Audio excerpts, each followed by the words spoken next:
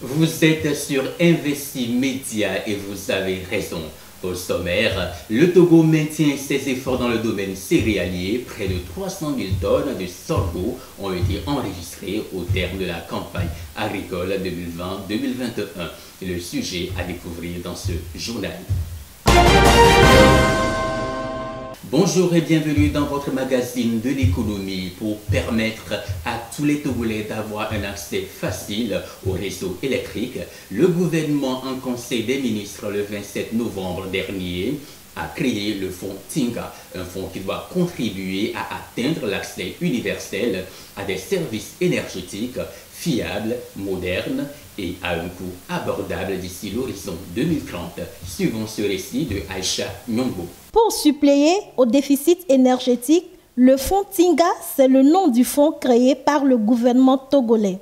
Acté en Conseil des ministres le 27 novembre dernier, le fonds Tinga vise surtout à faciliter l'accès universel à l'électricité. Ciblant essentiellement les populations à faible revenu, ce fonds est un mécanisme qui permettra d'offrir des subventions remboursables pour l'accès universel de ces couches au réseau électrique.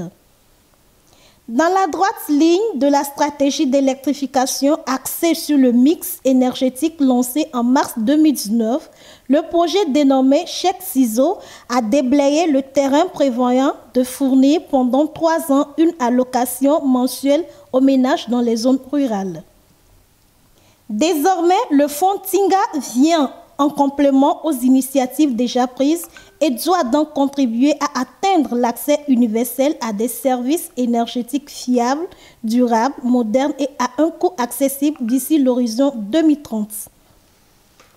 Près de 300 000 tonnes de sorgho ont été enregistrées au terme de la campagne agricole 2020-2021. Des chiffres communiqués par la Direction des statistiques agricoles, de l'informatique et de la documentation et qui montrent des efforts réalisés par le Togo en matière de sécurité alimentaire.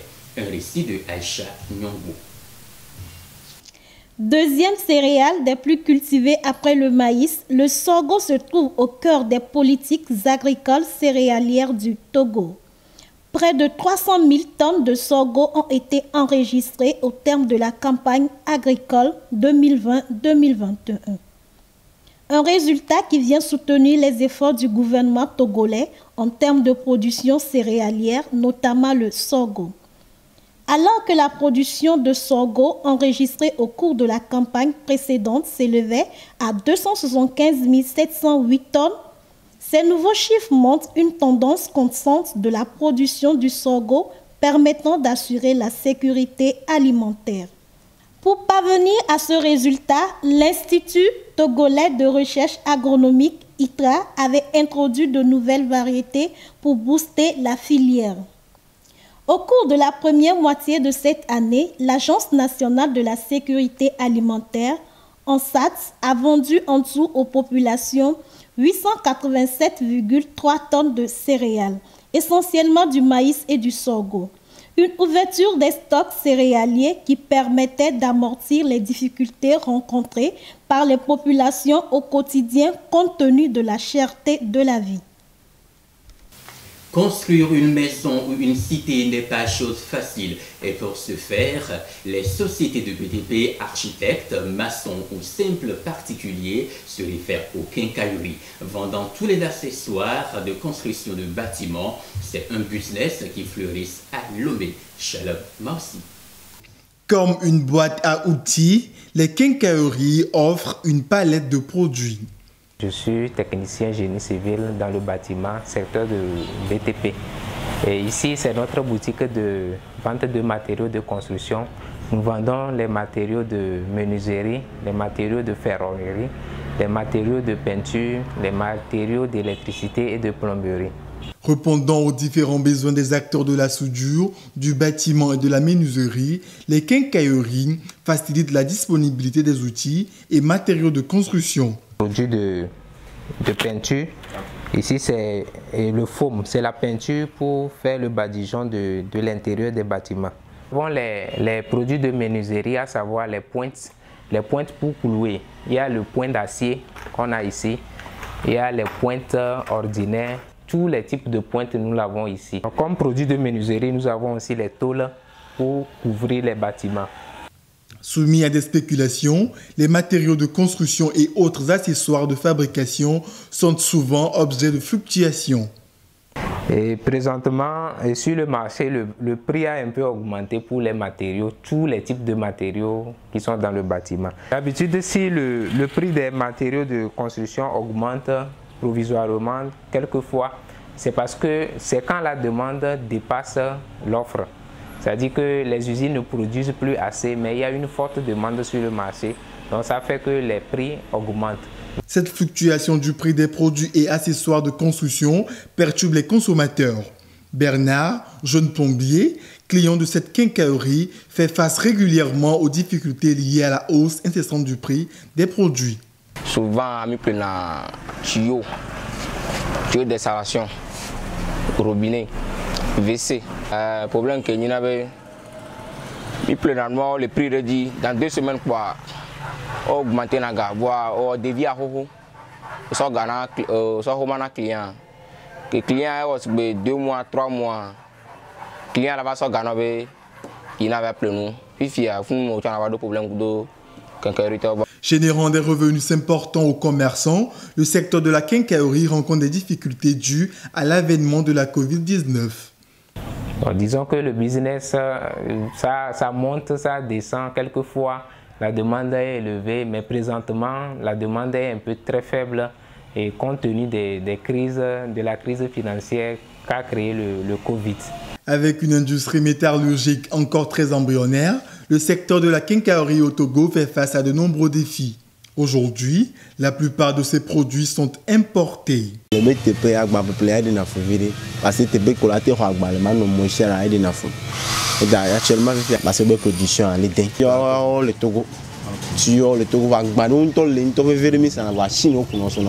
Avec une démographie en plein essor, les projets de construction de cités et d'appartements sociaux se multiplient. Pour répondre à ces besoins, le gouvernement doit stimuler la création des sociétés locales pour faire de ce secteur un levier de développement. Il s'impose par sa taille et par sa forme dans l'univers des arbres. Le baobab est un arbre qui possède de multiples vertus. Son fruit, appelé le pain de singe, tout comme ses feuilles, sert autant dans la pharmacopée traditionnelle que dans la gastronomie. Découvrons cet arbre aux multiples facettes avec notre confrère au Faso, Sobrenouma Gigban. Cette semaine, nous allons nous intéresser aux feuilles et à la pulpe du fruit de baobab, 2 produits beaucoup consommés au Burkina Faso. Mais avant tout, il faut retenir que le baobab est un arbre millénaire qui caractérise les paysages de l'Afrique subsaharienne et peut atteindre 20 mètres de haut et un tour de taille de 38 mètres. En Afrique, toutes ces parties sont exploitées pour leurs vertus thérapeutiques et nutritionnelles. Après cette brève présentation de l'arbre lui-même, nous allons parler maintenant de ses feuilles et de sa pulpe. Pour ce qui est des feuilles de baobab, il faut noter qu'elle peut être utilisée crue, bouillie ou séchée et même en poudre comme condiment dans les soupes et sauces. Consommées cuites ou séchées, les jeunes feuilles de baobab ont une grande source de calcium. En effet, 100 g de feuilles fraîches de baobab permettent de couvrir la totalité des besoins journaliers en calcium, de 400 à 2600 mg, soit 2 fois plus que le lait. Aussi, les feuilles sont composées d'acides aminés, de provitamine A, de vitamine C, de fer et contiennent de même de phosphore, de potassium, de magnésium, de manganèse et de zinc. La poudre de feuilles desséchées est anti-anémique, anti-rachidique, anti-dysentérique, anti-asthmatique, anti-rhumatismale. Outre cela, l'utilité des feuilles de baobab se révèle dans la cosmétique. La feuille de baobab est particulièrement adaptée pour la cosmétique, aussi bien pour les cheveux que pour la peau. Par exemple, elle a des propriétés à la fois hydratantes et nourrissantes pour les cheveux. Sa richesse en polysaccharides fixateurs sera parfaitement adaptée pour favoriser la tenue des boucles. Grâce à son effet ressort et liant, la feuille de baobab va faciliter le démêlage, donner des boucles souples, légères et avec plus de ressort et éviter les frisottis. Concernant la pulpe de fruits de baobab, encore appelée pain de singe, il faut noter que c'est un super aliment aux 1000 vertus. La poudre de pain de singe est extrait du fruit de baobab. Particulièrement riche, Il contient 6 fois plus de vitamine C qu'une orange, 2 fois plus de calcium que le lait et une quantité importante de phosphore et de fer, sans compter les antioxydants. La pulpe du fruit de baobab est également riche en vitamine B1, B2, B6 et PP, en minéraux, en acides aminés et contient plus de 11 acides aminés essentiels. C'est l'aliment idéal pour éviter la dénutrition des personnes âgées. Elle est très recommandée pour les femmes enceintes et sert d'aliment fortifiant aux nourrissons puisqu'elle est la source de nombreux micronutriments et antioxydants. Par ailleurs, il faut noter que la pulpe du baobab possède un goût aciduleux proche du citron. Elle peut être consommée en boisson rafraîchissante et énergétique. On trouve également beaucoup de produits faits à base de la poudre de pain de singe. Parmi eux, nous avons des confitures, des biscuits, des chocolats, des bonbons, des jus de fruits et des yaourts. En ce moment, sur le marché de Ouagadougou, on ne trouve que de la poudre des feuilles de baobab qui se vend à 1000 francs CFA le kilo. Quant à la poudre du pain de singe, elle est vendue à 1750 francs le kilogramme et 875 francs le demi-kilogramme. Soubrinoma Digma, depuis Ouagadougou pour Investir Média. Pour finir ce journal, un tour dans les marchés sur le plan national et international pour découvrir le prix des denrées alimentaires et autres produits. Le prix de quelques denrées alimentaires à Lomé. Au marché d'Agoy-Nivé, le maïs est à 750 francs, le mil 900 francs, le sorgho 1000 francs, l'arachide, le gros grain est à 2300 francs, le petit 1800 francs. Le soja est à 1000 francs, le haricot 1600-1700 francs, le gari à 1000 francs et le sésame 3200 francs. Dans la région des plateaux au marché d'Anié, le maïs est à 650-700 francs, le mil 750-800 francs, le sorgho 950 francs, l'arachide, le gros grain est à 2000 francs, le petit 1600-1650 francs, le soja est à 850-900 francs, le haricot 1400-1450 francs, le gari est à 900 francs, le sésame à 2850 francs.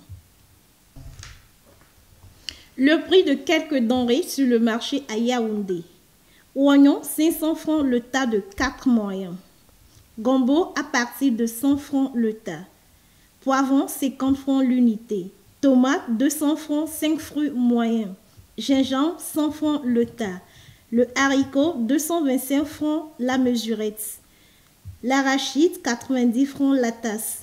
Poisson frais 1600 francs. Pistache 500 francs le verre. Banane douce 1500 francs un régime moyen. Banane plantain 1000 francs 6 doigts moyen.